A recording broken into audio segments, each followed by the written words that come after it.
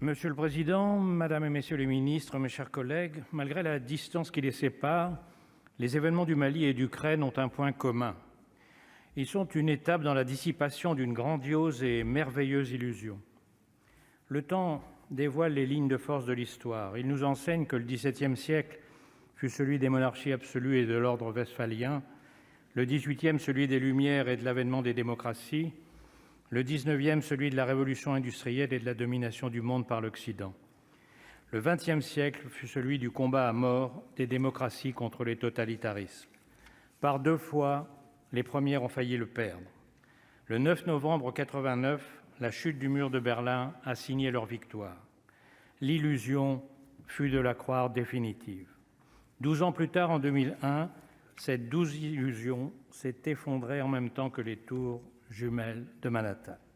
Et chaque année qui passe apporte un nouveau démenti à ceux qui y croiraient encore.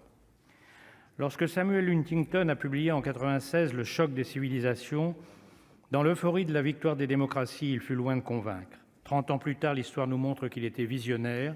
Les conflits idéologiques de la guerre froide ont disparu, remplacés par les lignes de fracture entre civilisations. C'est le retour des religions, des nationalismes, des zones d'influence et de l'affaiblissement de l'universalisme au profit des particularismes. Mauvaise nouvelle pour nous, car à la perte de notre prépondérance s'ajoute le fait que nous sommes les seuls, ou presque, qui se revendiquent de la démocratie dans un océan de régimes illibéraux, dictatoriaux, religieux, militaires ou totalitaires. Le Mali en est un bon exemple, où nous affrontons la conjonction du djihadisme islamiste, de soudards anachroniques prétendant lutter contre le colonialisme 60 ans après l'indépendance, de la Chine sur le plan économique et de la Russie sur le plan militaire et politique. Certains demandent de quand datent nos difficultés au Mali. La réponse est simple, du début. Ce que je dis là peut surprendre tant Serval fut un succès. Mais Serval n'était pas le début.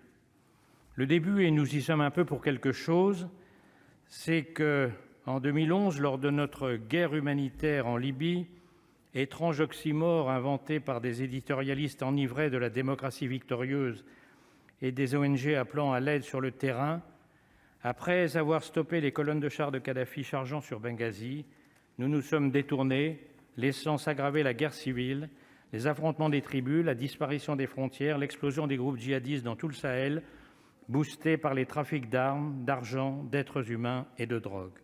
Voilà pourquoi, succédant à Serval victorieux, Barkhane n'a jamais eu que deux issues possibles, ne jamais finir ou finir un jour par le départ sans victoire définitive.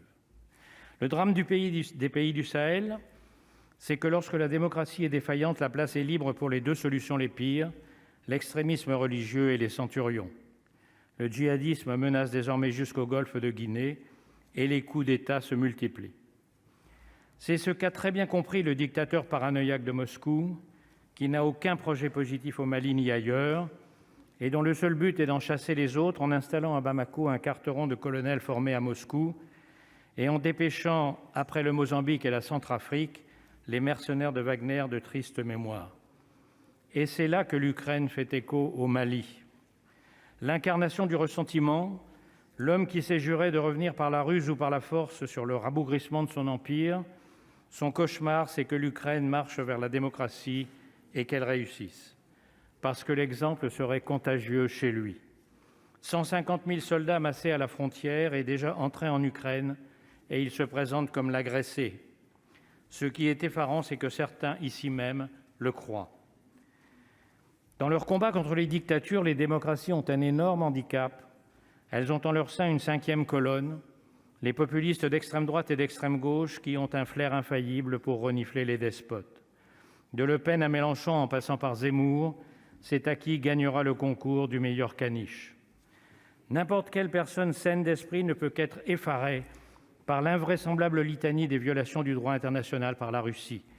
Invasion de la Géorgie, soutien aux sécessions de l'Ossétie, de l'Abkhazie, de la Transnistrie, crimes contre l'humanité en Tchétchénie et en Syrie, annexion de la Crimée, soulèvement du Donbass, pression sur la Moldavie et les pays baltes, dénonciation maladive de l'OTAN, cyberattaques massives, chasse aux ONG, destruction du Boeing de la Malaysia Airlines, assassinat manqué de Navalny, exil forcé pour Khodorkovsky, Kasparov, assassinat réussi de Politkovskaya, de Litvinenko, de Markelov, de Bourbourova, de Magnitsky, de Berezovsky, de Nemtsov et de bien d'autres. Et aujourd'hui, l'invasion. Mais les populistes continuent de brailler que les responsables sont les Américains. L'anti-américanisme rance de la vieille extrême droite anti-anglo-saxonne et de la vieille extrême gauche anticapitaliste. La vieille rancune, comment pardonner aux Américains de nous avoir sauvés 3 fois au XXe siècle? Pour ces tyrannophiles, tout aussi responsables sont les dirigeants européens, cette Europe qu'ils détestent et qu'ils veulent abattre. Cette Europe qui propose à ses partenaires tout ce que Poutine, comme eux-mêmes, ne peut supporter, la démocratie, l'état de droit, les droits de l'homme et la solidarité entre les États membres. Ils rabâchent au mot près la propagande de l'ex-colonel du KGB. La nation ukrainienne n'existe pas, l'Ukraine fait partie de la sphère de la Russie a été humiliée depuis la chute du mur. Aucun mot, bien sûr, de l'humiliation pendant 5 décennies des Polonais, des Tchèques, des Hongrois et de toutes les autres victimes de l'occupation soviétique, à commencer par les Ukrainiens.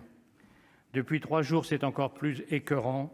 Ils s'aplatissent devant Poutine et pilonnent Macron. Ils ne parlent que de souveraineté, mais ils réclament la soumission de l'Ukraine. Que les extrêmes tiennent ces discours de collabos est dans l'ordre des choses.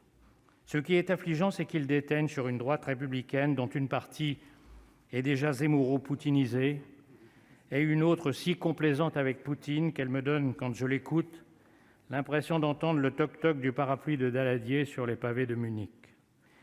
Comme j'aimerais entendre enfin l'un de ses membres poser cette question: qui imagine le général de Gaulle entrer au conseil d'administration d'oligarques russes, complices de Poutine et corrompus jusqu'à la moelle? Si j'évoque Munich, c'est qu'en 1938, les nazis expliquaient que la nation autrichienne n'existait pas, comme Poutine explique que la nation ukrainienne est une fiction. Ils disaient vouloir défendre les minorités allemandes dans les Sudètes, comme Poutine prétend défendre les Russes ethniques du Donbass. Il est plus que temps de se souvenir de cette phrase de Karl Marx: « Ceux qui oublient l'histoire sont condamnés à la revivre », et nous sommes aujourd'hui en train de la revivre. Pour en revenir au Mali, je pourrais donner à mon tour mon avis sur la façon de partir, de nous redéployer au Sahel, d'organiser en urgence la protection de nos alliés du Golfe de Guinée où les djihadistes sont déjà à l'œuvre. Le Premier ministre l'a fait avant moi et qu'il me suffise de dire que je partage son analyse. Mais je ne peux terminer sans un hommage particulier à nos soldats qui se battent depuis 10 ans dans des conditions dantesques et par une pensée pour les 59 d'entre eux qui sont morts au combat. Certains prétendent qu'ils sont morts pour rien, ce qui est ignoble, ne serait-ce que parce que depuis 10 ans, ils nous ont protégés en empêchant l'installation au Mali d'un califat islamiste d'où seraient irrémédiablement planifier des attentats en Europe. Et enfin, ils sont le symbole et le guide de ceux dont nous risquons tous d'avoir énormément besoin dans les temps qui s'annoncent, au Sahel comme en Europe: le courage. Merci, Monsieur le Président. La parole est maintenant au président Guillaume Gontard pour le groupe écologiste.